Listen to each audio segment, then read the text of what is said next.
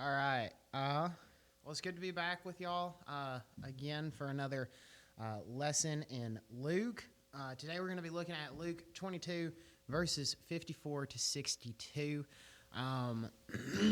Y'all will have me one more time in this Bible study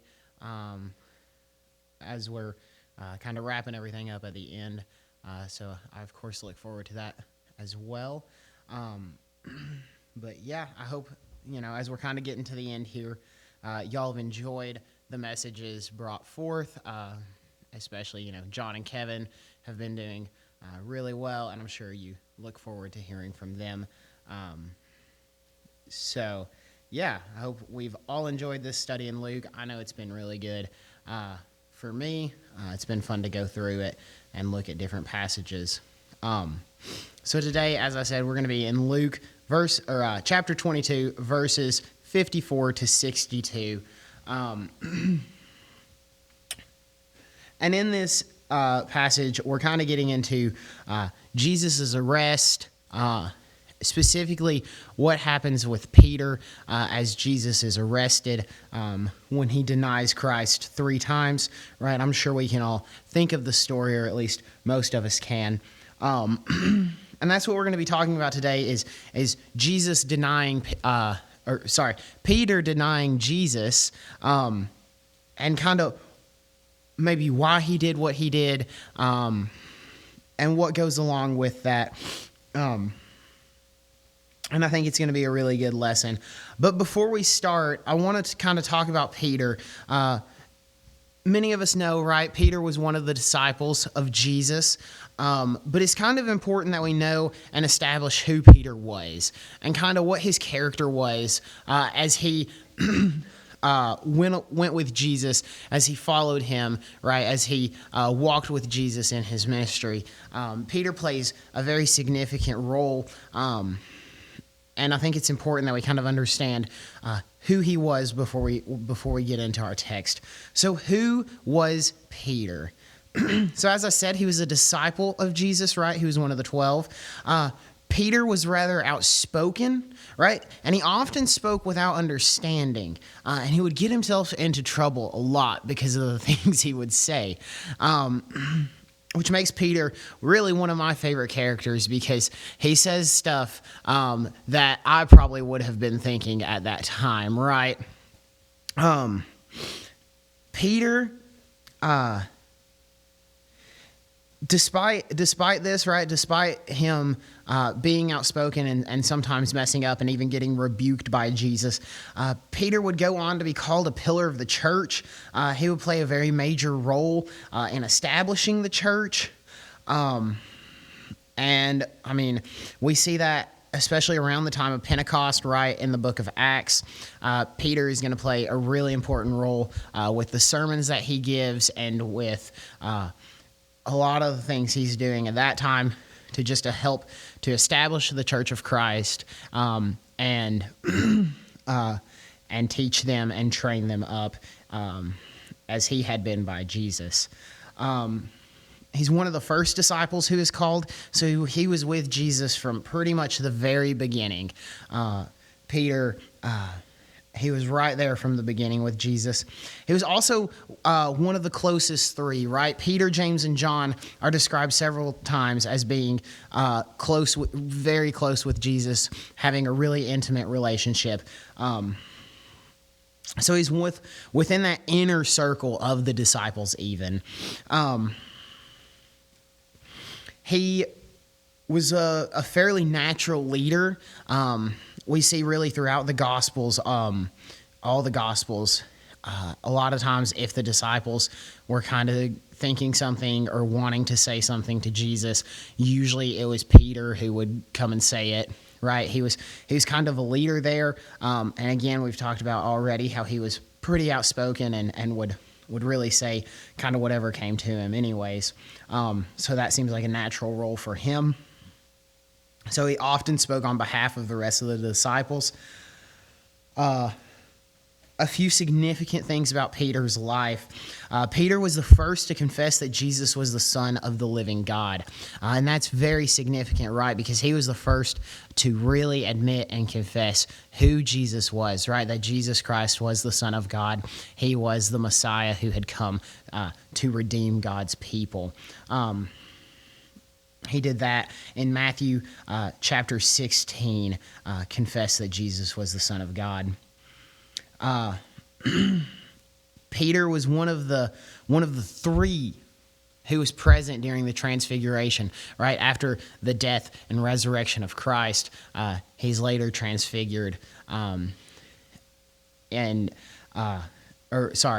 was before his death. Either way, he was transfigured on the mountain, and his glory was revealed to Peter, James, and John, right? They were shown that he was the Son of God, right? And Peter was one of the few who was present there. And that was one of the examples where he kind of got himself into trouble because he didn't really understand what was going on at the time. And, of course, opened his mouth and started talking and said some things that he probably shouldn't. And got rebuked by Jesus a little bit there. But he was one of the few present during the transfiguration. It was Peter and John who were tasked to prepare the Passover meal, right? A very important time right before Jesus' arrest, really just right before the story we're talking about today. They were asked to prepare this Passover meal, and that was a very important thing that would go with really the story of Jesus and how he would come to redeem us, right? Just a couple more things to mention. As I said, Peter really plays an important role, and I want us to understand who he was and kind of a lot of the things that he did. It was Peter who walked on water to Jesus, right, in Matthew 14. It was Peter who got out of the boat and walked toward Jesus. Now, he did ultimately take his eyes off of him and began to sink. But before that, right, he showed great courage and great faith as he walked on the water for a minute, going to Jesus. And then finally, to show who Peter was, it was Peter who took Jesus aside to rebuke him for speaking of his death. He was, of course, corrected by the Lord for this. But in Matthew 16, Jesus was telling the disciples that he would have to die, right? That this was simply a fact that he was going to have to die so that he could bring redemption to God's people. And when he told the disciples this, they're all a little confused, like, wait, what? None of them really know what to say. Peter pulls Jesus aside and goes, like, don't say that. Like, that's not true, right? He's wrong. Peter's obviously wrong in that. Jesus did have to die. And that's when Jesus said, "Get thee behind me, Satan," right? Pretty harsh rebuke toward Peter for that. But that's who Peter was, right? He was never afraid to say what was on his mind. He was never afraid to say really much of anything. As we said, that often got him into trouble, especially here, right? He was literally called Satan by Jesus. That's a pretty harsh rebuke, I would say. But this is who Peter was. Really outspoken, almost brash at some points, because he would again often speak without really understanding the context of what he was talking about, and this, of course, did get him into some trouble. But we do see the intention behind Peter's heart, right? And he usually was really trying to serve God his best. He really was like trying to gain understanding in most of these instances. So Peter was a man of great faith, right?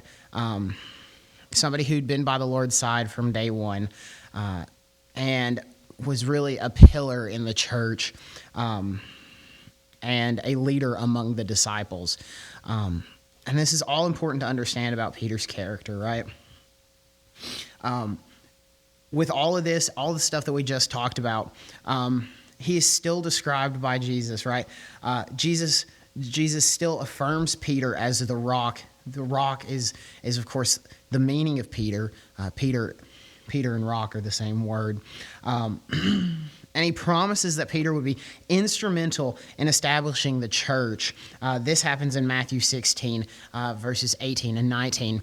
That he reaffirms that Peter is the rock, and that Peter would be very important in establishing his church. And again, we see that in the book of Acts, especially around the time of Pentecost, the work that Peter is doing. The church would not be what it was without Peter. He played a huge role in the sermons that he preached, the people who heard it and got saved. I mean, literally thousands. He played such a major role in establishing the church after Christ's death. So this is who Peter is. Right? And I want us to keep that in our mind as we read over our text today. In Luke 22, I'm going to start in verse 54, and we're going to go down to 62. All right? So if you want to turn there and read with me. All right, so Luke 22, starting in verse 54. Then seizing him, they led him away and took him into the house of the high priest. Peter followed at a distance. And when some there had kindled a fire in the middle of the courtyard and had sat down together, Peter sat down with them. And a servant girl saw him seated there in the firelight. She looked closely at him and said, "This man was with him," but he denied it. "Woman, I don't know him," he said. A little later, someone else saw him and said, "You also are one of them." "Man, I am not," Peter replied. About an hour later, another asserted, "Certainly, this fellow was with him, for he is a Galilean." Peter replied, "Man, I don't know what you're talking about." Just as he was speaking, the rooster crowed. The Lord turned and looked straight at Peter. Then Peter remembered the word the Lord had spoken to him. "Before the rooster crows today, you will disown me 3 times. And he went outside and wept bitterly. So here we have this story, right? Here we have Jesus has been arrested. And this is leading up, right, just right before, this is right before the death of Christ. So Jesus has been arrested. The disciples are in a panic, in a frenzy, right? Because their master has just been arrested. He's been taken to the high priest's house and being accused of blasphemy, right? The Son of the Most High God is being accused of blasphemy. The disciples don't know what to do. Most of them at this point have scattered and are kind of hidden away. Right? They don't know what to do. They're scared. Peter, on the other hand, he's following from a distance, kind of trying to figure out what's going on. He doesn't know what to do. I'm sure he's just as scared as all the other disciples, right? Like, I want to follow the master, but also, if I do that right now, I might die with him. I might also be arrested and be accused of all of these things as well, right? This is a really scary, disorientating time to be a disciple.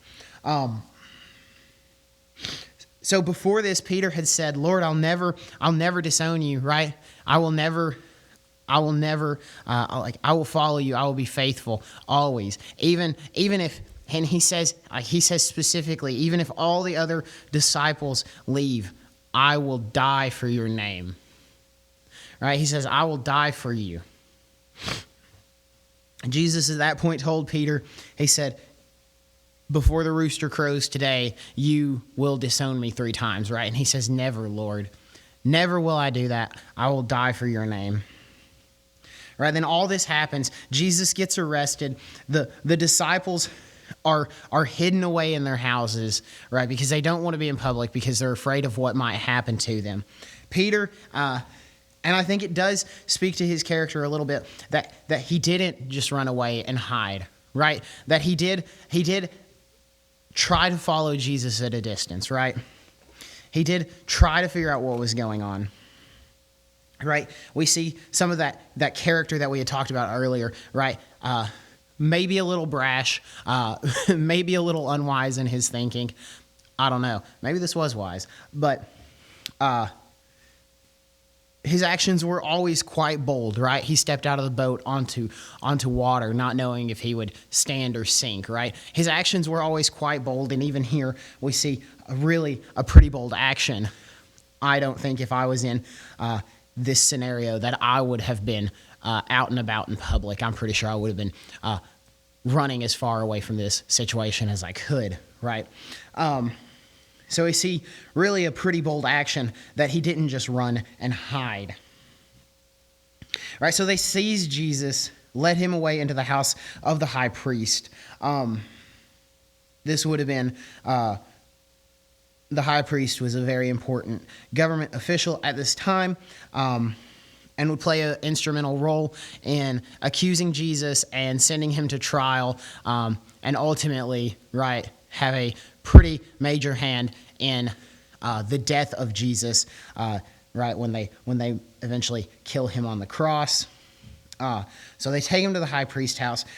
They're accusing Jesus of blasphemy, right, because he has claimed to be the Son of the Most High, right, but it's not blasphemy if it's true, and in this case it is true. And we see that Peter is following at a distance. So he's not right up with Jesus. He's kind of keeping back, but he's keeping an eye on him. You know, what's going to happen? What are they going to do with the Lord? So he's kind of, probably got his hood up, shoulder shrugged, looking down, trying to just kind of keep to himself, not really let anyone notice him as he kind of follows Jesus around to see what's going to happen. And when some, right, so this is at the high priest's house, when some had kindled a fire in the middle of the courtyard and sat down together, Peter sat down with them. So at this point, they're at the high priest's house, and this would have been a really big, nice place, right, real big. And in the middle, there would have been this probably pretty large, luxurious courtyard where some guards and some workers, some servants would be. It's night. Maybe a little breezy, a little chilly. They're like, well, let's go ahead and start us up a fire, keep warm, give us a little light out here, right? Because, of course, they don't have electricity at this time. Need some light. Fire seems like a good idea. They get a fire going. The workers, the guards, they're all kind of sitting around, keeping warm. And Peter goes and sits next to him, right? So he sat down. Peter sat down with them. Verse 56 here. A servant girl saw him seated there in the firelight. She looked closely at him and said, "This man was with him." Okay, so he sits down, and now that he's kind of in the glow of the fire, the servant girl kind of pays a little bit more attention to him. She can maybe make out his facial features a little bit better. She's like, "Wait, I recognize him. Hey, you were one of those guys with Jesus. You were one of the people following him, right?" And he's like, No, that wasn't me. Are you crazy? No way, right? So this is the first time he denies Jesus. Is when the servant girl recognizes him. Now we might ask, why does the servant girl recognize him, and why do the rest of these people recognize him? At this point, Jesus and his disciples had made quite an upstir, right? They were really the talk of the town, and had been for the past couple weeks. And anyone who was anyone in town had at least heard and probably seen them at this point. So it would not have been uncommon for him to be recognized if he was out in public by several people, right? So the servant girl says, "You were with him," but he denied it, right? Verse 57, he denied it. "Woman, I don't know him," he said. So he denies ever knowing Jesus. He says, "No way was I with him." Like, you're mistaken, right? And at this point, he probably doesn't even realize what he's doing, right? Even though, literally earlier this day, Jesus said, you'll deny me 3 times. He probably doesn't even realize what he's doing. Caught up in the moment, afraid for his life. He's not sure. He's probably not even aware what he's doing. But he denies it. Verse 58, a little later, someone else saw him and said, you also are one of them. Man, I am not, Peter replied. Right, so we see him deny him again. A little bit later, some guy comes up. We're not told who it was exactly. But he comes up and he says, you were with him. Peter says again, no, I wasn't. At this point, he's probably kind of trying to hide in the shadows, not let anyone recognize him, hide away from the people. About an hour goes by. An hour later, another asserted, certainly this fellow was with him, for he is a Galilean. All right. So now we get a little bit more insight to maybe why they recognize him so easily. Right, this man gives reason for why he was with Jesus. He says, you were with him, right? He says, it has to be you because you're a Galilean. All right. Galileans, they would have stood out right now because, there's not a lot of Galileans where they are. It would be similar to if we took BW, right, with his accent and his only camo overalls, and we went and dropped him in Minneapolis, Minnesota. We're probably going to pretty quickly be able to pick out BW as the Southerner, right? It's not hard to hear that accent. It's not hard to find the camo overalls in a crowd where nobody else talks like that, nobody else dresses like that. It's pretty obvious, right? So he gets recognized as a Galilean because his dress is different and he speaks differently and he looks differently. He gets recognized. He's like, you're a Galilean, right? That's where Jesus' disciples are from. That's where Jesus and his disciples are from. You're a Galilean. You were with Jesus. Fact of the matter. He says, and then Peter replies in verse 60, man, I don't know what you're talking about. Just as he was speaking, the rooster crowed. This is the like, oh no moment, right? This is where it all connects and Peter realizes what he's done. Literally while he's speaking and he says, I don't know who Jesus is, the rooster goes off. Right? And he hears it and he recalls earlier Jesus saying, you will deny me 3 times before the rooster crows. And he says, 1, 2, 3. I just denied him 3 times.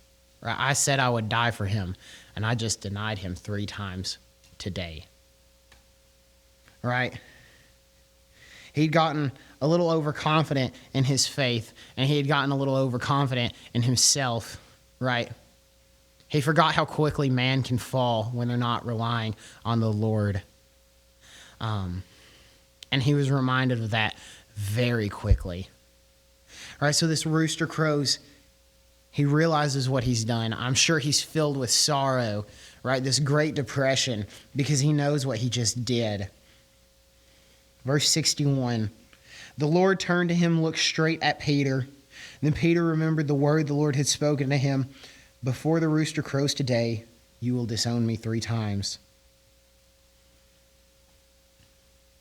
So as he's recalling all of this, right, and he's recalling what had happened with him and Jesus, the encounter that he had, the Lord turns and looks at him to just drive that point home, right? The Lord literally turns toward Peter, right? So not glances over, not he happened to notice him. He directly turns and looks at Peter, right? Eye to eye contact.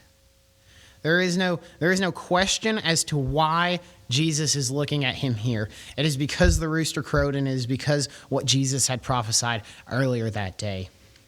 Right? He turns and looks at Peter.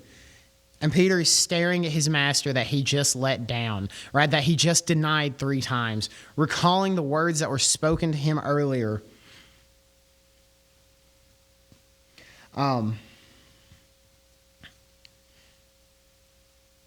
In verse 62, he went outside and wept bitterly. Right?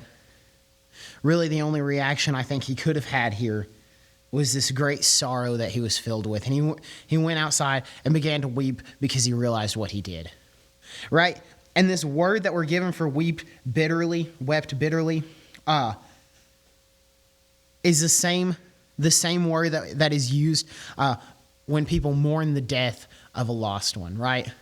Like it is a great sorrow. It is a huge tragedy. It's not he's crying over some little thing. Like this is one of the most important things. This is one of the greatest sorrows he could feel. So he went outside and wept bitterly. Right, and this is the passage that we're talking about today. So there are several things I want to address here. One, again, as I said earlier, Peter got overconfident in his faith, right? He relied too heavily on himself, right? He thought too highly of himself and forgot how quickly man can fall, right? And he was, of course, reminded of that. It takes no time for man to fall when our faith is dependent on us and when we are relying on ourselves. It takes no time at all to fall very, very far from Christ. And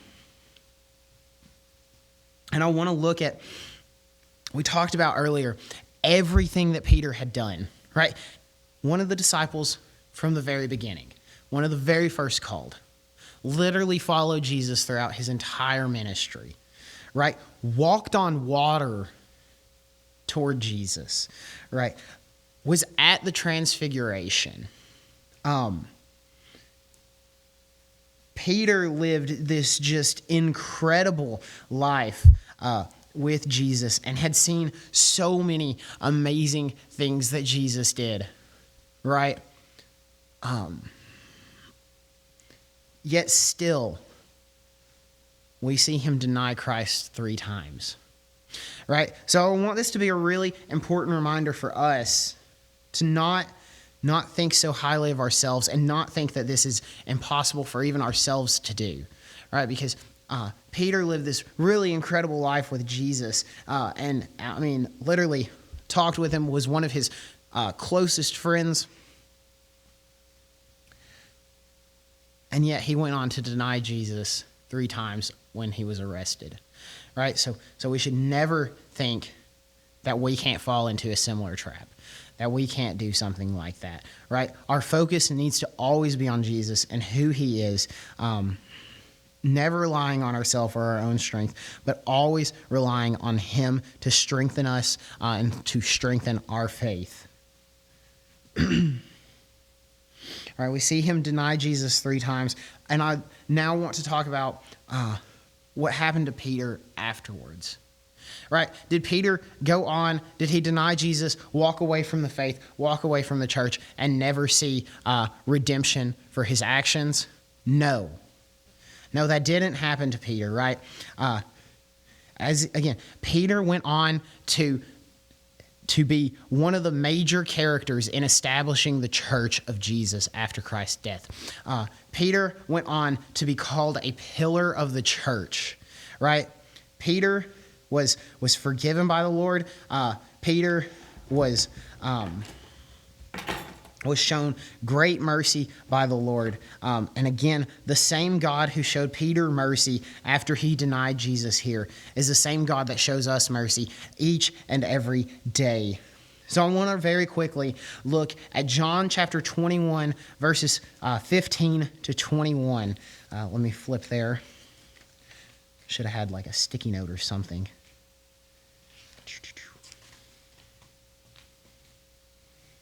Okay. One more page. All right, John chapter 21, verses 15 to 21. When they had finished eating, Jesus said to Simon Peter, right, Simon, son of John, do you love me more than these? Yes, Lord, he said, you know that I love you. Jesus said, feed my lambs. Again, Jesus said, Simon, son of John, do you love me? He answered, yes, Lord, you know that I love you. Jesus said, take care of my sheep. The third time he said, Simon, son of John, do you love me? Peter was hurt because Jesus asked the third time, do you love me? He said, Lord, you know all things. You know that I love you. Jesus said, feed my sheep. Very truly, I tell you, when you were younger, you dressed yourself and went where you wanted. But when you are old, you will stretch out your hands, and someone else will dress you and lead you where you do not want to go. Jesus said this to indicate the kind of death by which Peter would glorify God. Then he said, follow me. All right, so what's happening here is this is after the resurrection of Jesus. This is happening, and he's talking with Peter, and Jesus asked him 3 times, do you love me? Peter says, yes. Do you love me? Yes. Do you love me? Lord, you know I love you, right? We get this really interesting. He's denied Jesus 3 times, and now he is asked by Jesus 3 times, do you love me? Right? Right? He's being offered redemption for him denying him.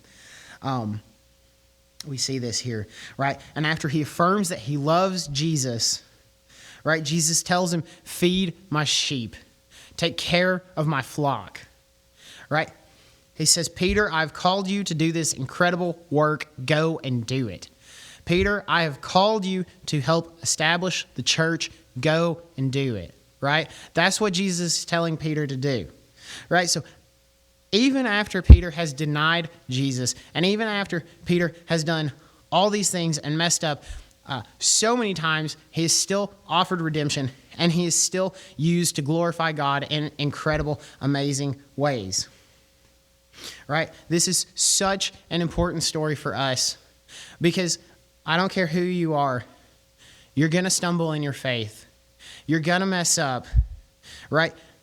We're going to falter. But redemption is offered, right? Redemption is offered, and God can still use us to glorify him, right? So we need to keep our focus on the Lord. We need to keep our eyes on Christ, right? Never relying on ourselves or our own powers or ambitions, but always relying on him. And if we do that, right, then we can go and serve the Lord, right? Peter is such a good reminder of what it looks like to stumble and falter, but to never give up, and to never let that keep you down, but to always focus back on the Lord and seek to serve him, right? That's what we want our lives to look like, is anytime we do stumble, that we look back up at the Lord, focus on him, and start seeking to serve him. So with that, I'm just going to close this in prayer. I hope you enjoyed looking at this with me, and I will be back with you in a few weeks. So if you would, Lord, we thank you for letting us look at this message, Lord. Father, we do just ask that you would help us to serve you more and more each and every day, Lord. That you would just strengthen us in our faith. Father, that you would lead us and guide us, teaching us how to better glorify you in our lives. Father, we ask all this in your name. Amen.